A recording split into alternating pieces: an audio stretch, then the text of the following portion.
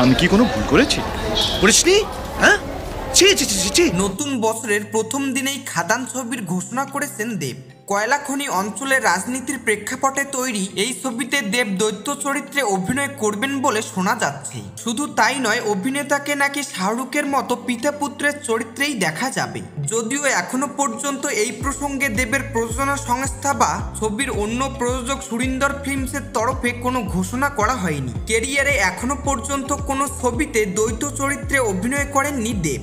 সেখানে তার প্রথম উদ্যোগে যে দর্শকদের জন্য বড় চমক হতে চলেছে তা নিয়ে কোনো সন্দেহ নেই। এর আগে জানানো হয়েছিল এই ছবিতে দেবের বিপরীতে নায়িকার চরিত্রে থাকবেন ইধিকা পাল। জোর কদমে ছবির প্রস্তুতিও শুরু হয়ে গিয়েছে। এর মধ্যেই ছবির বাকি চরিত্রদের নিয়ে অন্য খবর আসছে। শোনা যাচ্ছে দেবের সঙ্গে এই ছবিতে থাকবেন যিশু সেনগুপ্ত এবং বনি সেনগুপ্ত।